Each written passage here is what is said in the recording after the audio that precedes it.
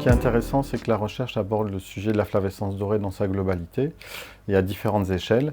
Donc on part de l'échelle vraiment moléculaire de l'interaction entre le phytoplasme, donc qui est la maladie de la flavescence dorée en elle-même, et l'insecte vecteur, la cicadelle, pour essayer de trouver des solutions pour que la cicadelle ne puisse plus transmettre le phytoplasme. À l'échelle moléculaire, il y a également des travaux sur la résistance génétique, le comportement génétique des différents cépages. On sait qu'au vignoble, on a des sensibilités très variables selon les cépages. Et là, les travaux de recherche commencent à comprendre quels sont les mécanismes génétiques sous-jacents. À une autre échelle, donc il y a des travaux qui commencent à comprendre les interactions entre les différents paramètres de l'environnement et les dynamiques de flavescence dorée à l'échelle du paysage.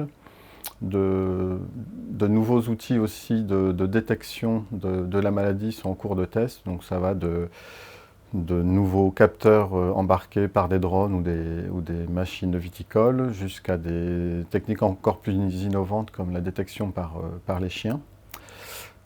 Et puis encore à une autre échelle, donc il y a des travaux macroéconomiques qui commencent à évaluer l'efficacité des politiques publiques sur la gestion de la flavescence dorée.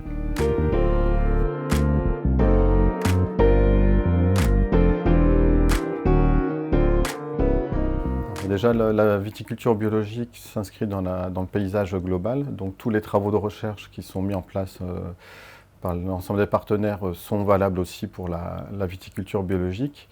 Sur les aspects plus spécifiques, donc c'est surtout la maîtrise de la cicadelle qui est plus travaillée en bio.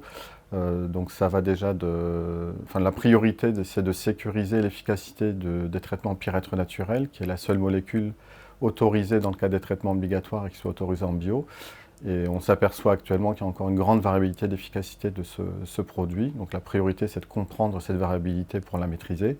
Et le deuxième axe majeur, c'est de trouver des solutions soit alternatives, soit complémentaires au pyrètre naturel pour maîtriser la cicadelle. Donc c'est soit des produits d'origine naturelle qui puissent maîtriser en partie les cicadelles, ou alors récemment, il y a des techniques physiques comme de l'aspiration qui a été testée.